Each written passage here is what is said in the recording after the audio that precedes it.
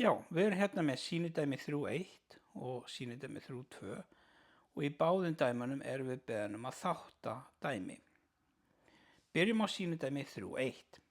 Við erum beðin að þátta 4x plus 6 og ég hef skrifað það hérna með grænu letri. Fyrsta sem ég tekka alltaf á í þáttun er hvort eitthvað sé sameiginlegt liðunum. Þetta eru 2 liðir, 4x og 6, 2 liðir og mér langar að sjá hvort eitthvað er sameiginlegt þeim báðum. Þeir sem sjá þetta strax sjá að tvisturinn er sameiginlegur og ég tek hann þó út fyrir sviga. En ef ég sé þetta ekki, þá get ég tekið þessa liði bara í sundur.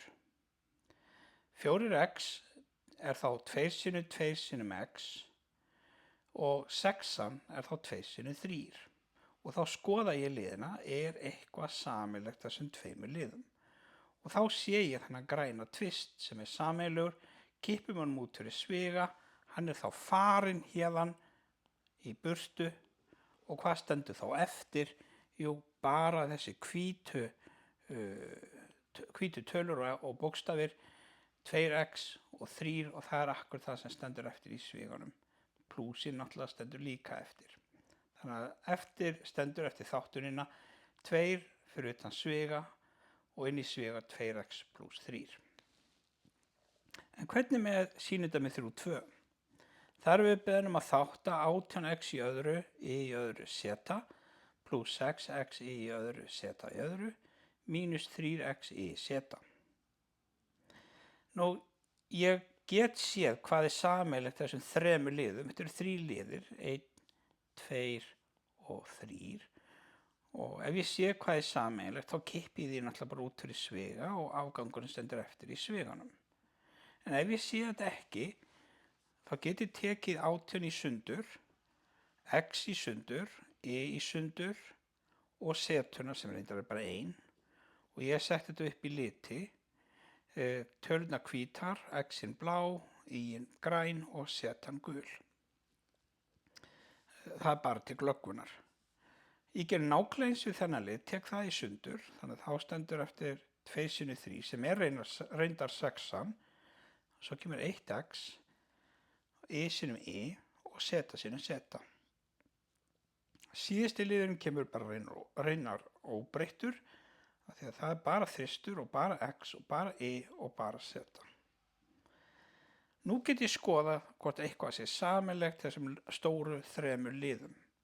Það lítur ekki fallega út en þetta getur hjálpað mönnum við að finna út hvað er sameiginlegt. Nú, byrjum á því að þristurinn er sameiginlegur hér, hér og hér. Strikaðum yfir hann. Kíkjum þá á x-in. 1x hér, 1x hér og 1x hér. Þá er þau farin og hérna það byrja að myndast það sem ég er að taka út fyrir sviga. Kíkjum þá á y-in. 1 y í burtu, annað y í burtu og 3 y í burtu.